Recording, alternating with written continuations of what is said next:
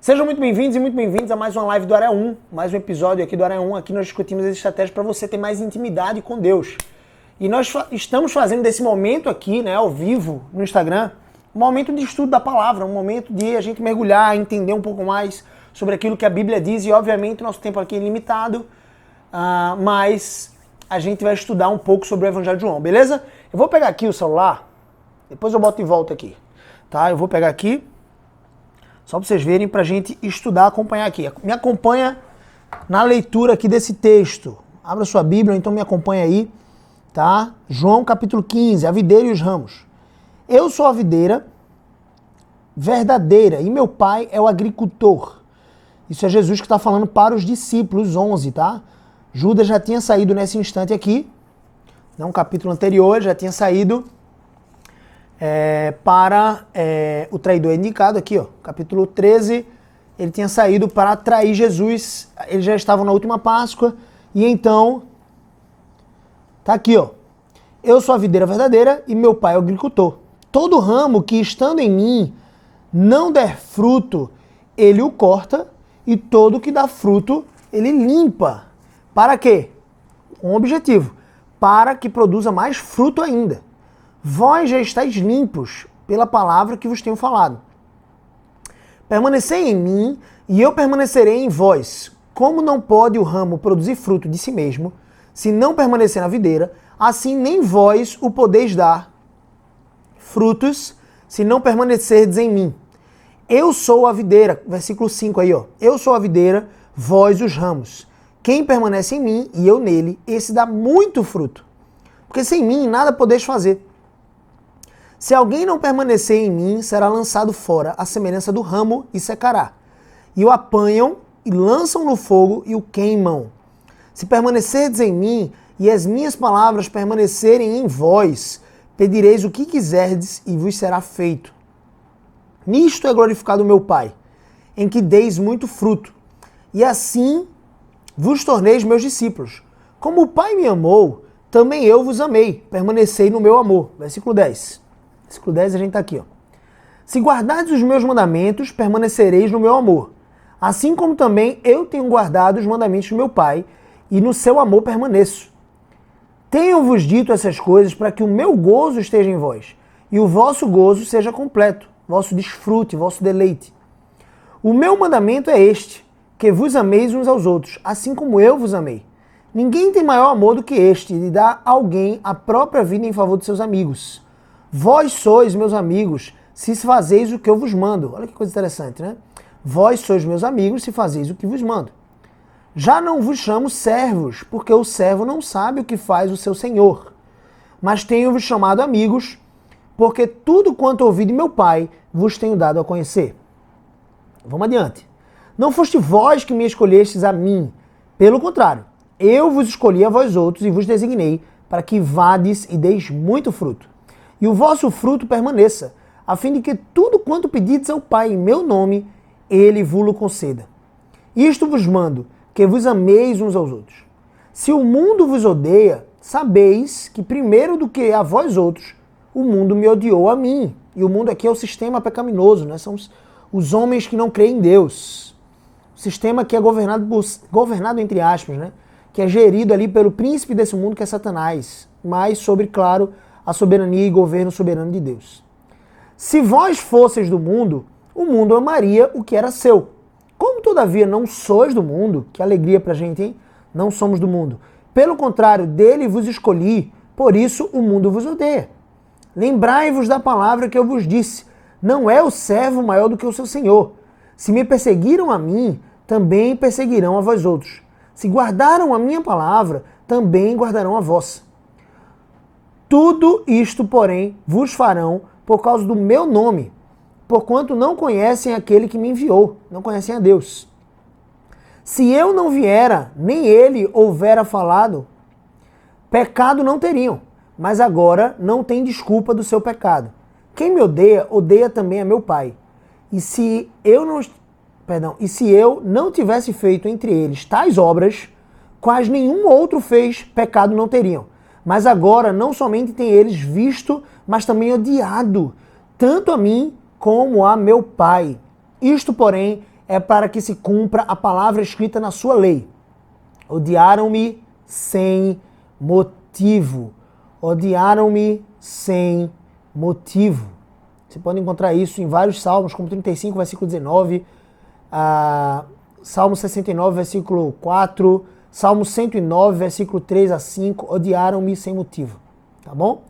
Quando, porém, vier o Consolador, aquele que ele prometeu no capítulo 14, quando vier o Consolador, aqui estamos no versículo 26, que eu vos enviarei da parte do Pai, o Espírito da verdade, que dele procede, esse dará testemunho de mim, e vós também testemunhareis, porque estáis comigo desde o princípio. E aí depois ele sai discorrendo sobre a missão do Consolador. Vamos falar então aqui um pouquinho, deixa eu colocar aqui no pedestal, para a gente discutir um pouco sobre esse assunto aqui, esse texto, tá? Vamos orar primeiro. Senhor, muito obrigado por esse instante, por esse privilégio de termos o Instagram, Senhor Deus, uma das plataformas online que nós podemos entrar e conversar com pessoas do Brasil inteiro, Senhor Deus, sobre a Tua palavra, para ajudá-los a desenvolver esse relacionamento mais íntimo com o Senhor. Ó Deus, eu te agradeço porque o Senhor tem me feito estar fascinado pelo Teu Evangelho, pela Tua palavra. E ó Deus, eu te peço para que o Senhor preencha esses meus irmãos que estão assistindo aqui esse vídeo dessa paixão, desse gozo, desse deleite, desse prazer, Senhor Deus, na leitura da Tua palavra. Eu sei, Senhor Deus, que esse prazer não é natural, porque de mim mesmo eu não te buscaria, mas eu te agradeço porque o Senhor tem me concedido isso e eu te peço para que o Senhor conceda também aos meus irmãos. Em nome de Jesus, nos dá aqui as aplicações e exatamente aquilo que o Teu Santo Espírito quis trazer ou falar ao nosso coração nesse tempo de hoje, através do Teu servo João, que inspirado pelo Teu Santo Espírito escreveu isso há tanto tempo atrás. Em nome de Jesus, Pai, nós te oramos com fé. Amém. Então vamos lá. Estamos aqui, reta final da vida de Jesus, né? Ele já está caminhando para a crucificação. Judas estava na mesa com Jesus, ele aponta o traidor, né, para os demais discípulos. Vou encostar aqui porque minha coluna já está se sentindo. Ele aponta o traidor para os demais discípulos, eles ficam preocupados. Pedro vira para João, esse que é o autor desse evangelho, e diz assim, João, catuca João assim, diz assim, pergunta a Jesus aí quem é o traidor. E aí João reclina a cabeça no ombro de Jesus, ali naquele momento da Santa Ceia, e diz assim, por acaso sou eu, Senhor? E aí Jesus traz a verdade sobre quem era o traidor, só que eles não entendem nada. Jesus diz assim, aquele que mete a mão no prato comigo e a quem eu der o bocado molhado, né? O pedaço de pão molhado, esse vai ser o que vai me trair. Só que eles não entenderam. Em algum momento, eu acho que eles se distraíram ali, né? Eles estavam dispersos, conversando com os outros, até que em algum momento da ceia, Jesus dá o bocado para Judas. Satanás tinha entrado e possuído Judas naquele instante. E aí Jesus diz assim, olha, o que tivesse que fazer, vai e faz depressa, ou seja... E aí os discípulos não entenderam aquilo. Eles ficaram pensando que Jesus tinha mandado Judas comprar um pouco mais de pão, comprar alguma outra coisa, porque Judas era o tesoureiro dos discípulos. Ele era aquele que carregava a bolsa das ofertas, do dinheiro. E aí Jesus ele vivia de ofertas, né? Existiam pessoas que mantinham o ministério pastoral de Jesus. Lá em Lucas, capítulo 3, eu acho que versículo 23, você vai encontrar um relato mais específico de quantos anos Jesus tinha quando começou o seu ministério apostólico, seu ministério profético, digamos assim. Diz que ele tinha cerca de 30 anos. E 3 anos depois, basicamente, ele morreu aos 33, ele já estava sendo encaminhado para a cruz. E aqui ele está na última Páscoa. Não sei se você lembra, mas Jesus ele morreu numa sexta-feira, o que a gente conhece hoje como a sexta-feira da paixão, né? A sexta-feira santa. E aqui ele está basicamente entre a quarta e a quinta-feira, tomando a última ceia.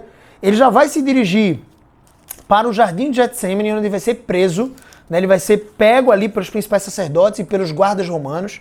No outro dia, ele vai ser julgado por Pôncio Pilatos, né? Ali diante de todo o povo. Ele vai dizer, ó, eu solto Barrabás ou eu solto esse aqui, que não tem pecado nenhum.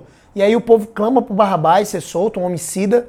Preferem Barrabás e aí gritam, crucificam para Jesus. E Jesus, basicamente, ele é preso, açoitado e morto ali no dia seguinte. Ele está caminhando aqui com os discípulos, literalmente. Ele se retirou um pouco da ceia e conversando com os 11, né, Judas já tinha se retirado, ele começou a revelar quais eram os planos dele para o futuro, né? Ele começou a revelar que ele enviaria um Consolador. Ele começou a revelar que o Espírito Santo da verdade, o Espírito Santo da promessa, aquele que lá em Gênesis capítulo 1 pairava sobre a face do abismo, né, a face das águas ali, o Espírito Santo de Deus, que é literalmente o Consolador, aquele que nos consola das nossas mazelas, ele seria enviado para o coração dos discípulos. Aqueles que não são do mundo, aqueles que foram escolhidos por Deus, e a gente deixa isso muito claro aqui no capítulo 15, versículo 16, diz assim: não foste vós que vos escolheste a mim, pelo contrário, eu vos escolhi a vós outros. Então aqueles que foram escolhidos por Deus, eles estariam aqui agora recebendo o Espírito Santo. E Jesus faz um discurso belíssimo no capítulo 14, você vai encontrar esse vídeo lá no meu canal do YouTube, porque foi uma live que nós fizemos ontem. Na verdade, eu acho que essa live está salva ainda, tá? Porque a gente fez ontem de noite e deve estar ainda registrada aqui, depois você entra e assiste. Mas depois essas lives vão lá pro meu canal do YouTube, é por isso que o vídeo fica aqui retangular aqui no Instagram, tá bom? Então se você está assistindo, inclusive, esse vídeo no canal do YouTube, clica em gostei, tá? Se inscreve no canal, uma pausa aqui do nosso estudo bíblico, porque isso é muito, muito importante para mim. Se inscreve no nosso canal, Gabriel CBO, né? Ativa as notificações, clique em gostei, é muito, muito importante, porque dessa forma você está me ajudando gratuitamente, sem gastar um tostão, só clicando em gostei, só lembrando de clicar em gostei, você está me ajudando a alcançar com essa palavra mais e mais pessoas. Mas voltando aqui, nós começamos então agora o discurso de Jesus para os 11, sobre a videira e os ramos. Ele começa a dizer que o ramo, ele não é nada em si mesmo. Fora da videira, ele não tem seiva. E ele vai dizer quem é a videira. Começa assim: eu sou a videira verdadeira. No capítulo 14 ele disse: eu sou o caminho, a verdade e a vida. Ninguém vai ao Pai se não for por mim. E agora ele diz: eu sou a videira verdadeira. No capítulo 10, João, 5 capítulos antes, ele vai dizer: eu sou o bom pastor. Em outro capítulo, acho que é no 12, ele vai dizer que eu sou o pão da vida. Ou eu sou a água viva. Quem beber de mim não tornará a ter sede. Antes dessa pessoa que beber essa água que eu tenho para dar, dele fluirão rios de águas vivas. Assim como a gente encontra lá no Salmo 1. Bem-aventurado aqueles que não andam no caminho dos ímpios, não se detêm no caminho dos pecadores, não se assentam ao redor dos escarnecedores. Antes o seu prazer, o seu deleite está na lei do Senhor, está em conhecer a sua palavra, em conhecer mais de Cristo aqui, ó, na Bíblia. E foi aí que eu ontem, ao discorrer sobre esse capítulo 14, propus um desafio para aquelas pessoas que estavam ao vivo comigo, que era de ler 2 horas das Escrituras Sagradas. E eu ouso dizer, tá, gente? A gente está acostumado a ir pro cinema e passar 2 horas intertido ali, comendo pipoca e assistindo aquele filme. E parece que nem passou 2 horas. Ou a gente está acostumado a assistir 2 horas de seriado. Está acostumado a jogar 2 horas de seriado de futebol, uma peladinha. Mas a gente não está acostumado a ler a Bíblia por 2 horas. Olha que coisa interessante. Eu não estou te convidando, a partir de hoje, a começar a estudar a Bíblia 2 horas por dia. Seria um convite ousado e seria um convite bem interessante. Mas eu sei que muitas pessoas não conseguiriam de pronto encaixar isso, na verdade, no seu dia a dia. Não inicialmente.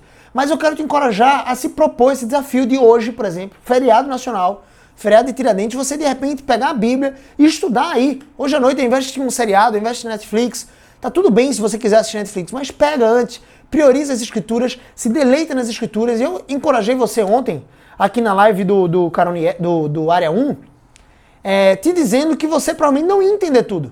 Assim como você, quando começou a aprender português, você não entendia tudo que lia. Quando você começou a aprender a ler, você não entendia tudo e tá tudo bem.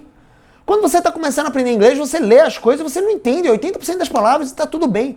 A Bíblia não é o livro mais simples, mas se eu tivesse que encorajar você a baixar uma versão no seu celular, seria a versão NVI, a nova versão internacional, que é uma versão com a linguagem um pouco mais contemporânea e tem as riquezas dos detalhes da tradução, sem perder muito, né? Toda tradução, ela perde um pouco ali o seu valor original, mas nós acreditamos, por isso, que os pastores e mestres das igrejas precisam estudar os originais gregos, hebraicos, enfim, para entender o grego antigo, o hebraico antigo e poder pegar os manuscritos no original e poder entender, literalmente, a etimologia da palavra, o que é aquela palavra que significou, o que é que ela queria representar.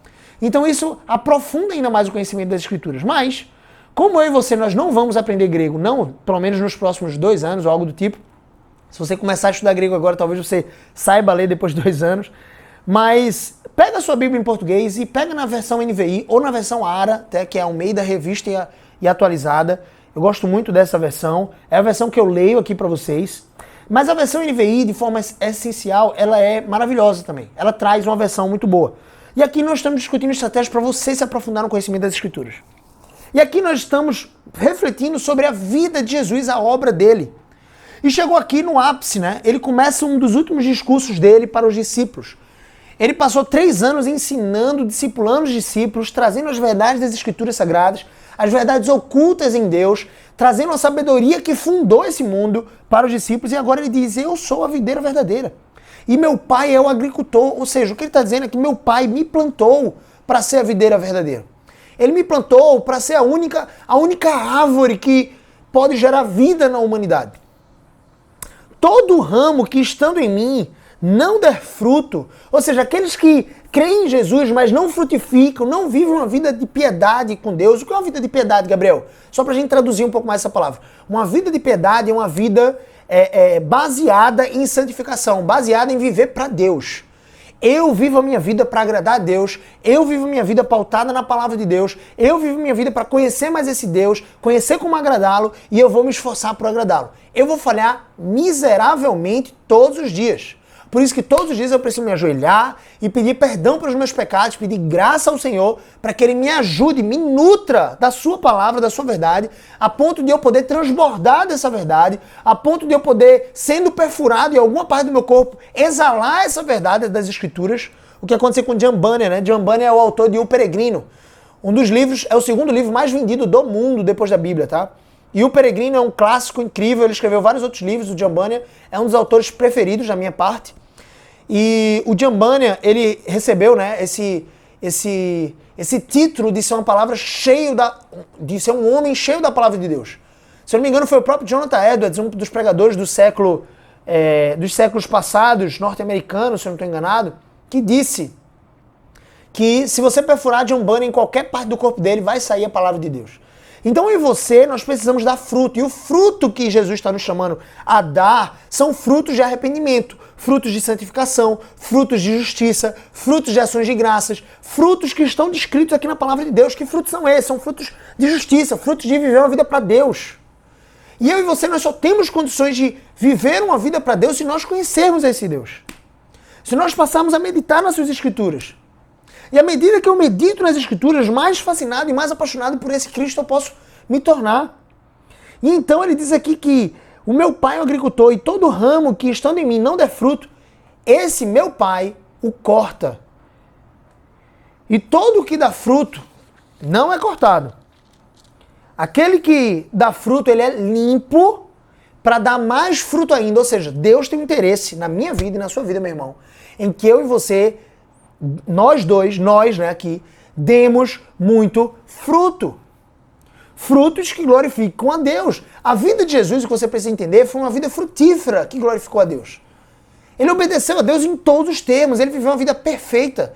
E porque ele viveu uma vida perfeita e morreu na cruz como um malfeitor, ele foi tido como um malfeitor, morreu entre 2 ladrões de fato, que mereciam estar ali na cruz, mas ele morreu sendo ele inocente e justo. Foi por conta desse sacrifício que eu e você podemos ter vida eterna com ele, porque ele morreu a morte que era minha e sua. Eu e você, nós éramos dignos daquela cruz, e muito mais do que aquela cruz. A cruz não representa apenas uma morte física, estampada, sofrida com os pregos nas mãos. A cruz representa a maldição do inferno sobre nós. E essa maldição caiu sobre Cristo Jesus. E sendo Cristo Jesus quem era, o Filho de Deus, o Deus onipresente, onipotente, onisciente, a sabedoria que criou toda essa humanidade e todo esse planeta e todas as coisas, todos os animais, na sua riqueza e detalhes, todos os corpos celestes, esse Cristo se fez carne e se limitou a 1,80 m ali, 1,70 m, alguma coisa do tipo, cabelos, como é que eu explico? Fome, sede, se limitou a nossa carne para que, como homem, sofresse as tentações que nós sofremos, mas, pelo contrário, ele não caiu em tentação como o primeiro Adão. Ele não caiu em tentação comendo do fruto proibido ou desobedecendo a Deus em nenhuma das circunstâncias, nenhuma das suas leis, nenhum dos seus mandamentos. Por isso que ele diz, aquele que me ama é aquele que guarda os meus mandamentos. No capítulo 14 ele vai dizer, se você me ama, meu filho, você precisa guardar os meus mandamentos. E aquele que me ama, ou seja, guardando os meus mandamentos, procurando obedecer a minha palavra, procurando viver uma vida que me agrada, eu também o amarei e me manifestarei a ele. É isso que Jesus diz no capítulo 14, agora a gente está no capítulo 15, onde ele está dizendo assim, eu sou a videira verdadeira. E aquele que estiver em mim e não der fruto, o Pai vai cortar. O agricultor, que é o meu Pai, Deus Pai, vai cortar e vai lançar fora. Mas aquele que já produz fruto, está em mim, o Pai o limpa para que produza mais fruto ainda. Eu e você, nós somos chamados a viver uma vida como Cristo viveu. Ele é o padrão de nossas existências. Jesus Cristo é o modelo que eu e você devemos seguir. Por isso que a minha vida e a sua vida glorifica mais a Deus quando nós nos tornamos mais parecidos com Cristo. Percebe? Olha a riqueza disso. Quando eu e você nós nos tornamos mais parecidos com Cristo, é que eu e você glorificamos mais a Deus e é que eu e você podemos desfrutar de mais e mais alegria nele. Olha que coisa interessante. Então, quanto mais eu obedeço a Deus, quanto mais eu vivo uma vida para agradar a Deus, quanto mais eu me arrependo dos meus pecados, mais eu confio na sua providência, mais eu recebo bênçãos, não necessariamente materiais, mas a bênção da felicidade incondicional, da paz que excede todo entendimento, a felicidade de ter comunhão íntima com Deus. Não é uma bênção necessariamente ser milionário, isso é muito pouco, entenda? Você pode ser milionário e glorificar a Deus, que bênção, glorifica a Deus com o seu trabalho, com o seu impacto, com a sua empresa, com os seus funcionários, sendo honesto, sendo justo, mas produza fruto. Produza fruto e saiba, a sua felicidade, a sua vida é muito mais do que construir castelos nesse mundo. É para você construir aqui um alicerce sólido, uma vida e ajuntar dinheiro, ajuntar riquezas que não se corrompem com esse mundo, e sim riquezas nos céus. É para isso que eu e você somos chamados. Eu e você somos chamados por Deus a vivermos uma vida que produz muito fruto. E o fruto é a imitação a Cristo. Eu e você imitando a Jesus.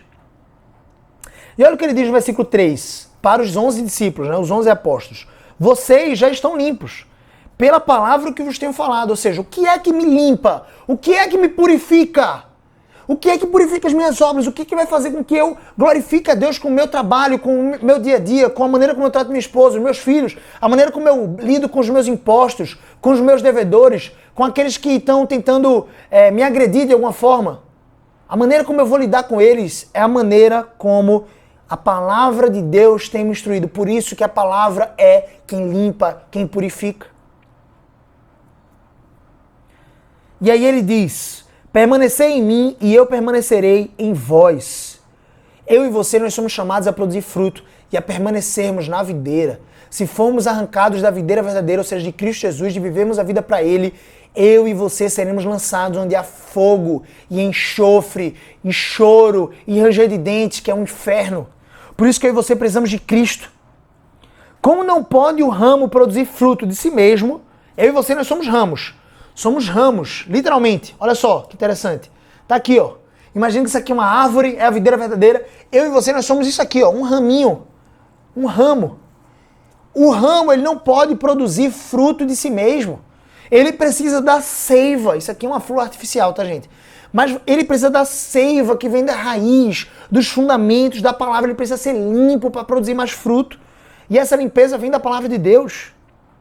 Então ele diz, como o fruto, o ramo, eu e você não podemos produzir fruto de nós mesmos, se não permanecer na videira, assim nem vós o podeis dar, se não permanecerdes em mim. Ou seja, se o ramo não pode produzir fruto fora da videira, fora da seiva, do caule, recebendo ali a seiva que vai garantir ali o fruto, eu e você também não podemos dar bons frutos longe de Cristo. E ele diz, eu sou a videira, vós os ramos. Entenda, essa é a metáfora que Jesus traz aqui para nós. Nós precisamos de Cristo. Nós precisamos estar em Cristo para poder aprender de fato como produzir fruto. Quem permanece em mim e eu nele, esse dá muito fruto. Porque sem mim nada podeis fazer. Sem mim nada de relevante, nada que glorifique a Deus, nada que traga peso para sua alma, para sua eternidade, pode acontecer longe de mim. É isso que Jesus está dizendo. Eu e você, nós precisamos de Cristo, meu irmão. Minha irmã, minha querida, meu querido, eu e você precisamos de Cristo. E nós só vamos conhecer Cristo se nós meditarmos na sua palavra. Faz quanto tempo que você não lê a Bíblia? Faz quanto tempo que você não senta literalmente na cabeceira da sua cama e se deleita nessa palavra, nessa verdade? Faz quanto tempo que você não estuda essa palavra, essa verdade? Você deve ter virado algumas noites para estudar para a faculdade, não deve? Você deve ter virado algumas noites fazendo um trabalho daquele professor para te dar meio ponto naquela prova. E tá tudo bem, faz parte de uma fase da sua vida, faculdade ou algo do tipo. Você já deve ter virado algumas noites para entregar aquele relatório do trabalho, tá tudo bem, para você garantir o seu emprego, o seu salário no final do mês. Mas o que eu quero dizer para você é, faz quanto tempo que você não estuda a fundo, não passa uma noite em claro estudando as escrituras sagradas, mergulhando no conhecimento desse Deus? Faz quanto tempo que você não faz isso com deleite, com alegria? Faz quanto tempo que você espera de repente um encontro com Deus e você não tem tido a atitude responsável de se ajoelhar diante dele e clamar para que ele esteja próximo a você? Não simplesmente para que ele te dê um carro ou uma herança, ou simplesmente para que ele facilite a sua vida, mas sobretudo para que ele seja o seu Senhor e sobretudo para que você confie deliberadamente na sua soberania, no seu governo e em Cristo Jesus como seu Senhor. Faz quanto tempo que você não busca Deus, não para que Ele faça um milagre na sua vida, mas sobretudo para que Ele seja um milagre na sua vida? Aquele que traz paz no meio do caos, aquele que traz uma paz que excede todo entendimento humano, que faz uma pessoa num câncer terminal ter deleite e alegria na vida que ainda tem, para glorificar a Deus e ainda dar testemunho dessa vida. Percebe? Percebe a riqueza? Isso que eu estou falando para vocês tem um peso de ouro. É um peso eterno, você percebe? A sua alma é eterna, meu irmão. Meu irmão, você precisa de Cristo. E ele diz, olha, sem mim vocês não podem fazer nada. Se alguém não permanecer em mim, olha só o que vai acontecer. Se alguém não permanecer em mim, será lançado fora à semelhança do ramo e secará. E o apanham fora da videira, lançam no fogo e o queimam.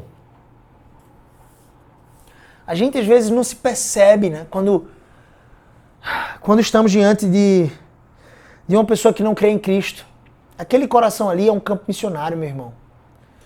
Todo coração sem Deus. Eu ouvi isso de Ronaldo Lidório, certa vez, um missionário muito conhecido no meio presbiteriano. E ele disse assim, todo coração sem Deus é um campo missionário. Aquele seu colega na faculdade é um campo missionário. Aquele seu amigo no trabalho que não conhece a Deus, que está traindo a esposa, é um campo missionário. A sua chefe é um campo missionário. Os seus pais que não conhecem a Deus é um campo missionário. Deus está te chamando para ser esse missionário, para produzir fruto. E fruto não é mérito para você. Não é que agora você vai ser o responsável pela conversão das pessoas. Mas você vai confiar em Deus a ponto de pregar o evangelho para elas. Para sutilmente, devagar. Eu olho para o meu personal trainer com todo o amor do mundo. O cara que é meu amigo hoje, Geraldo. Eu não sei nem se ele vai ver essa live aqui, mas enfim. O meu personal trainer está comigo 3 vezes por semana. Ai de mim se eu não pregar o evangelho para ele. Se eu não falar das verdades das escrituras, agora como é que eu vou falar se eu estou vazio disso aqui? Eu e você só podemos compartilhar aquilo que somos cheios. Em nome de Jesus, creia nisso. Precisamos crer nesse Cristo. Confiar nesse Cristo, viver para Ele e pregar essa salvação, essa alegria. É como se eu e você tivéssemos achado um poço de petróleo e tivéssemos negando agora a descoberta ou as recompensas desse petróleo para aquelas pessoas que nós amamos. Muito mais do que petróleo, nós descobrimos a salvação da vida eterna. Porque aquele que não conhece a Cristo, aquele que não estiver em Cristo, vai ser lançado no fogo. E deixa eu te dizer, se existe alguém que morreu sem Cristo e foi para o inferno, nós não temos domínio para julgar se a pessoa foi ou não para o inferno, mas a palavra de Deus diz que nós podemos conhecer a árvore pelos seus frutos. Imagina que uma pessoa nunca deu testemunho de Cristo, nunca viveu uma vida para Deus, sempre disse que Deus não existe e ela morreu. Essa pessoa, ela foi pai de alguém, ela foi esposo de alguém, ela foi filho de alguém, ela é amada por alguém. E essa pessoa vai passar um ano, seus entes queridos vão estar aqui, seus entes queridos vão rir, como a vida realmente que segue, vão tomar vinho, vão comer, vão se reunir à mesa para celebrar, vão sentir saudade dessa pessoa, mas eu vou dizer uma coisa, vai passar um ano, a vida vai seguir, mas aquela pessoa vai estar um ano no inferno. Vão passar 5 anos, seus filhos sendo bem criados ou de repente vivendo a vida, e nesses 5 anos essa pessoa estará no inferno. Vão passar 20 anos e essa pessoa estará no inferno. Vão passar 35 anos e essa pessoa continuará no inferno. Vão passar 105 anos e essa pessoa continuará no inferno. Você percebe? Vão se passar 500 anos. Imagina uma pessoa que morreu na época de Pedro Álvares Cabral, 520 anos atrás. Uma pessoa que não conheceu a Cristo. Uma pessoa que não estava nessa videira. E ela morreu. Fazem 520 anos que essa pessoa está queimando no inferno. E eu quero te dizer, ai de nós, se nós não pregarmos o Evangelho. Ai de mim, de você. Nós precisamos pregar essa palavra. Nós precisamos crer que Cristo, se foi capaz de nos salvar, de nos curar, a mim e a você, Ele é capaz de curar ou salvar qualquer pecador. Nós não podemos fazer acepção de pessoas. Essa pessoa é muito pecadora. Não vou pregar o Evangelho para ela. Essa pessoa é muito isolada na minha faculdade. Eu não vou pregar o Evangelho para ela. Essa pessoa só dá patada, é muito ignorante, diz que Deus não existe. Eu não vou pregar. Eu não vou orar por ela. Coloque o seu joelho no chão e clame. Se angustie por essas pessoas, por essas almas que estão se perdendo. Creia com fé verdadeira de que Jesus pode salvá-las porque Ele te salvou. Mas você precisa permanecer nele. Você precisa dar frutos. Você precisa dar frutos. Quem permanece em mim, versículo 5, e eu nele, esse dá muito fruto. Porque sem mim nada podeis fazer. Se alguém não permanece em mim e o apanham, o ramo secará, lançarão ele no fogo e queimará. Versículo 7, Jesus diz, se permanecerdes em mim, se permanecerdes. Sabe quando é que eu e você vamos permanecer em Cristo? Sabe o que é que nós podemos fazer para permanecer em Cristo? Nós podemos buscá-lo. Essa é uma responsabilidade minha e sua, meu irmão. Deixa eu te dizer. Sabe quando é que você constrói a sua eternidade? No dia que se chama hoje. Hoje é o dia de você construir a sua eternidade. Você não tem mérito algum, você não consegue construir a sua passagem para o céu, mas você tem a responsabilidade dada por Deus de buscar a esse caminho, a essa verdade, a essa vida que é Cristo Jesus, o único caminho para Deus, porque ninguém vai ao Pai se não for por Ele. Nós vimos isso no capítulo 14 de João. Capítulo 14, versículo 6, vai dizer assim, eu sou o caminho, a verdade e a vida. Ninguém vem ao Pai senão por mim. Eu e você, nós não podemos construir um caminho para Deus não, meu irmão. Nós não temos esse maquinário. Foi necessário que Ele construísse essa ponte a nós. E essa ponte é Cristo Jesus. Agora, o que eu e você podemos fazer para permanecer nele é, sabe o quê? Todos os dias acordarmos e antes mesmo de tomarmos café, alimentarmos o nosso corpo, nós pegarmos as Escrituras Sagradas e nós comermos as Escrituras Sagradas. Nos alimentarmos dela com fome insaciável. A mesma fome insaciável que te faz devorar uma série como La Casa de Papel em um dia único. 7 episódios, 9 episódios. Eu fui capaz de fazer isso. Mas eu comecei a refletir, não tem nada de errado em você fazer isso. Mas eu comecei a refletir, será que eu estou com essa mesma sede, com essa mesma fome pelas Escrituras? Meus irmãos, diante das Escrituras Sagradas, diante da sabedoria de Deus, Avatar, La Casa de Papel, House of Cards, Grey's Anatomy, Avengers, Vingadores, qualquer outro filme, Star Wars, qualquer outro filme, é fichinha. Diante das verdades das Escrituras. Qualquer outro filme é fichinha. O Milagre da Cela 7, que você deve ter visto no Netflix, ou se não viu, vale a pena assistir, um filme belíssimo, você vai chorar pra caramba. Mas qualquer outro filme é fichinha diante da palavra de Deus, do conhecimento que nós podemos obter. Por isso que a nossa palavra, a nossa vida deve estar aqui, ó, pautada nela. Sabe como é que eu e você vamos permanecer em Cristo, na videira, arregimentados, firmados nele? Quando nós todos os dias, no tempo que se chama hoje, pegarmos a Bíblia, abrirmos a Bíblia e lermos essa passagem, essas escrituras, de Gênesis ao Apocalipse. E eu te recomendo aqui, eu leio particularmente, eu procuro ler um Salmos, um capítulo de Salmos, né, todos os dias ali, um capítulo de Salmos, porque eu acredito que os Salmos nos ensinam a orar, nos ensinam a adorar a Deus. Eu leio um capítulo de Provérbios, eu creio que esse é um dos livros de sabedoria mais incríveis que você pode desfrutar para você viver uma vida com bom siso, com critério. E tem alguns provérbios que não vão ser muito simples de entender, mas você pode, de vez após vez, todas as vezes que você lê o livro de Provérbios, você vai entender um pouco mais Então eu procuro ler esses 2 capítulos aqui. Eu procuro ler 2 capítulos do Antigo Testamento e eu procuro ler 3 capítulos do Novo Testamento. Eu estou lendo Gênesis novamente e eu estou tendo várias e várias compreensões que eu não tive na vez passada que eu li Gênesis. Percebe? É construtivo. À medida que você lê as Escrituras, mais você tem vontade de ler. E à medida que você lê uma vez as Escrituras todas, leu a segunda vez a Bíblia toda, leu a terceira vez a Bíblia toda, a terceira vez você já está entendendo muito mais. A quarta vez você já está entendendo muito mais. A quinta vez você já está entendendo muito mais. Agora, quantos anos já se passaram que você não lê as Escrituras completa? Que a Bíblia fica simplesmente aqui, ó, juntando poeira. Na cabeceira assim. Na cabeceira do seu quarto. Pegue a sua Bíblia, meu irmão. Porque o pó, a poeira que está sobre essa Bíblia, sobre esse livro, é ouro. Entenda essa metáfora.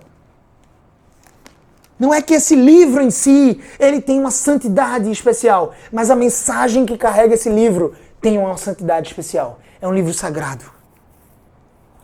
Se permanecerdes em mim, as minhas palavras permanecerem em vós, as minhas palavras, pedireis o que quiseres e vos será feito.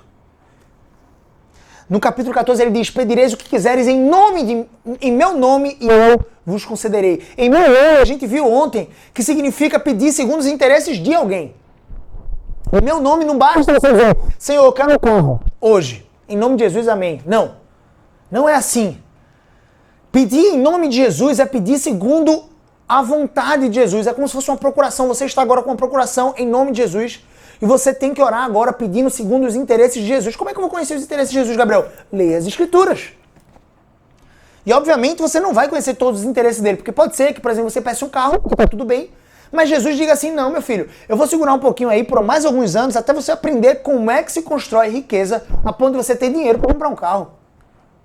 Como é que você avança na sua carreira, vai de um emprego para o outro, de repente, cresce profissionalmente para você ter condições financeiras de financiar um carro e tá tudo bem. Porque eu sei que isso é melhor para você do que se eu te der um carro agora, simplesmente você vai se desviar e vai utilizar ele não para minha glória. Tudo que Deus nos deu, o ar que respiramos, o tempo que Ele nos deu deve ser dedicado a Ele. Se você trabalha, você deve trabalhar para Ele. Se você vive a sua vida comum no lar, com a sua esposa, com o seu marido, de repente, você deve glorificar Ele. Se você cria os seus filhos, cria na demonstração do Senhor, na disciplina do Senhor, cria-os para glorificarem a Deus, você vai glorificar a Deus. Se você honra os seus pais, você vai glorificar a Deus. Se você vive a vida com o espírito de praticar exercícios físicos, né? Entenda o espírito aqui, mas como uma expressão. Mas se você tem o impulso de praticar exercícios físicos, cuidar do seu corpo, cuidar da sua alimentação, você pode com isso glorificar a Deus. Percebe? Deus nos chama a glorificar a Ele em todos os aspectos da nossa vida.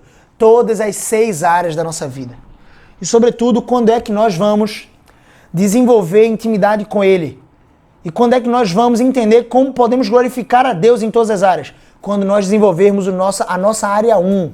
A área 1 é o nome desse episódio aqui, dessa live, e a área 1 é o seu relacionamento com Deus, que se dá através da leitura da palavra, através da prática dessa palavra e através da oração. E também através de exercícios comunitários de fé.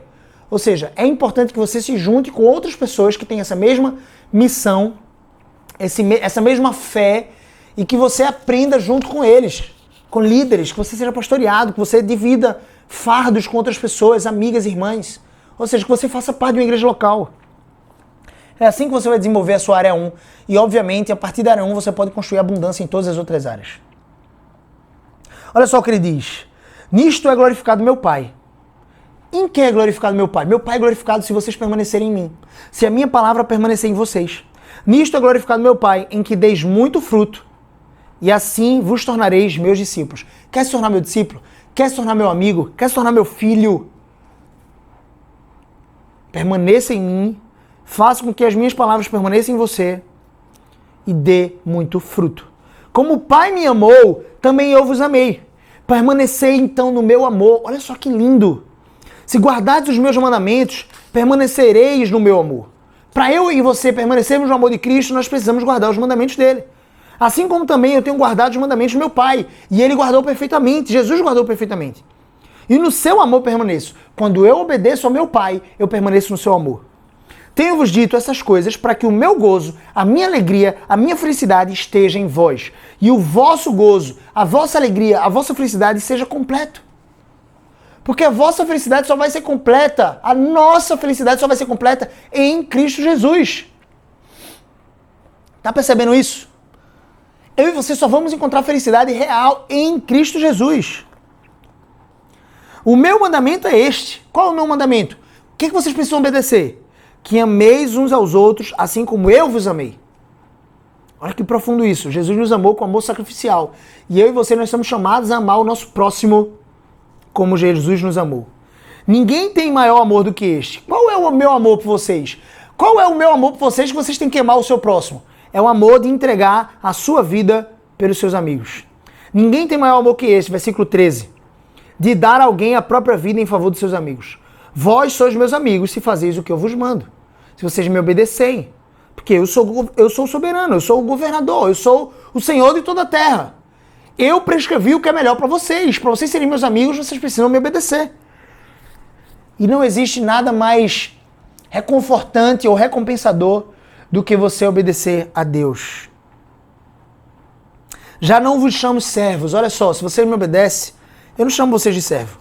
Porque o servo não sabe o que faz o seu senhor. Mas tenho-vos chamado de amigos, porque tudo quanto o Pai tudo quanto ouvi de meu Pai vos tenho dado a conhecer. O amigo, ele faz conhecer os seus planos, os seus projetos para os seus amigos. Os servos não ficam sabendo. Não foste vós que me escolheste a mim. Deixa eu deixar uma coisa clara para vocês. Não foste vós que me escolheste a mim. Pelo contrário, eu, Jesus, que vos escolhi a vós outros e vos designei para que vades e deis fruto. E o vosso fruto permaneça, a fim de que tudo quanto pedides ao Pai em meu nome, segundo os meus interesses, ele vos conceda. Isto vos mando, que vos ameis uns aos outros. Ele reitera o mandamento. Eu mando que vocês amem uns aos outros. E esse é o meu mandamento. E é isso que eu espero que vocês me obedeçam. Aí ele entra numa perícope aqui muito interessante, num trechinho das Escrituras muito interessante desse capítulo 15. Quando ele começa a falar, olha, vocês são meus amigos, eu os amei. Vocês estão na videira verdadeira, eu sou a videira verdadeira. E deixa eu dizer uma coisa para vocês. Se vocês me amam, se vocês obedecem os meus mandamentos, ou buscam obedecer os meus mandamentos, se vocês crescem em arrependimento, pedem perdão, assim como o rei Davi fez, assim como todos os seres humanos precisam fazer, porque somos pecadores, todos iguais, todos igualmente pecadores, precisamos nos arrepender. Se vocês fizerem isso, deixa eu dizer uma coisa para vocês. O mundo vai odiar vocês. O mundo vai odiar vocês. Versículo 18. Se o mundo vos odeia, sabei que primeiro que a vós outros me odiou a mim. Se vós fosseis do mundo, o mundo amaria o que era seu. Se vocês não fossem de Deus, se vocês fossem rebeldes a Deus, o mundo ama as pessoas que são rebeldes a Deus. As pessoas quando ouvem isso aqui, as pessoas que não creem em Deus, as pessoas que não querem crer em Deus, as pessoas que se rebelam contra Deus, elas ouvem isso aqui. Como é que eu vou ser amigo dele se eu fizer o que ele manda? Os rebeldes, que têm um coração de inimigos de Deus, eles se voltam contra Deus aqui. E olha só, eles se voltam contra Deus e eles são amigos do mundo. E o mundo aqui, essa conotação para a palavra mundo, não é o planeta Terra. O mundo aqui é o sistema das concupiscências de Satanás, na nossa carne. O mundo aqui é o sistema pecaminoso que eu e você construímos, meu irmão. Porque nós somos pecadores. Se vocês fossem do mundo, o mundo amaria vocês. Como, todavia, não sois do mundo, pelo contrário, dele vos escolhi, retirei vocês, por isso o mundo vos odeia. Lembrai-vos da palavra que eu vos disse. Não é o servo maior do que o seu senhor. Ele disse isso quando no capítulo 13 ele lavou os pés dos discípulos. No capítulo 13 de João, a partir do primeiro versículo até o versículo 11, Jesus lava os pés dos 11 discípulos. Judas já tinha saído aqui para trair Jesus. E ele está nesse segundo discurso aqui, trazendo essas verdades da videira e também desse ódio que o mundo sentirá por eles. O mundo vos perseguirá. E eu vou dizer para vocês, eu já disse para vocês, não é o servo maior do que o seu senhor. Se me perseguiram a mim, que sou o Senhor, também perseguirão a vocês outros, a vós outros. Se guardaram a minha palavra, também guardarão a vossa. Agora, deixa eu dizer uma coisa. Eles vão perseguir vocês. Agora, se guardaram a minha palavra, também guardarão a vossa. Tudo isto, porém, vos farão por causa do meu nome, porquanto não conhecem aquele que me enviou, não conhecem a Deus. Se eu não viera, nem lhe houvera falado, pecado não teriam. Se eu não tivesse vindo a esse mundo, se eu não tivesse falado, feito os milagres, eles não teriam pecado nenhum. Mas agora eles não têm desculpa do seu pecado, porque eu vim, porque eu evangelizei, porque eu preguei a verdade, porque eu fiz milagres e eles não creem, então não tem desculpa. Deixa eu dizer uma coisa. Naquele tempo ali, mas Gabriel, Jesus veio naquele tempo. Deixa eu dizer uma coisa. Hoje em dia nós temos isso aqui, ó, na palma da nossa mão, no celular. Nós compramos uma Bíblia como essa em cada esquina. Eu e você, nós não temos desculpa. Se nós, conhecendo tão grande graça, nós rejeitarmos a esse Cristo, rejeitarmos a sua palavra, não buscarmos a sua presença, não formos para a igreja, não buscarmos em oração a presença do Altíssimo, não colocarmos diante dele as nossas aflições, não dependermos dele, fomos rebeldes, amigos do mundo. Todo aquele que quer viver piedosamente para Deus, ele se constitui inimigo do mundo, será perseguido. É isso que a palavra de Deus diz. Quem me odeia, odeia também a meu Pai, versículo 23. Versículo 24. Se eu não tivesse feito entre eles tais obras, milagres, ressurreição, cura de cegos, de coxos, paralíticos, multiplicação de pães e peixes, transformar água em vinho, se eu não tivesse feito isso, o qual nenhuma dessas obras outro homem fez, pecado eles não teriam. Mas agora não somente tem eles visto, como também odiado, tanto a mim como a meu Pai. Isto, porém, é para que se cumpra a palavra escrita na sua lei. Odiaram-me sem motivo. Na lei de Deus, lá no Salmo, você vai ver esse trecho aqui, odiaram-me sem motivo, no Salmo 35, 19, no Salmo 69, versículo 4, e no Salmo 109, versículo 3 a 5. Odiaram-me sem motivo. A palavra de Deus se cumpriu aqui, quando Jesus, sem motivo algum, sendo ele justo, foi odiado pelas pessoas.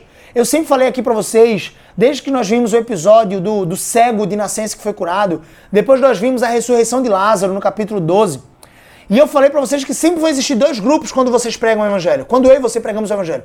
Vai existir o grupo que vai crer em Cristo Jesus e vai existir o grupo que odeia Cristo Jesus e diz assim, pare de pregar, pelo amor de Deus. Olha que troca interessante, né? Pare de pregar, pelo amor de Deus. São pessoas que vão nos crucificar, que vão nos perseguir, que vão nos injuriar, que vão ser contrários à palavra da verdade.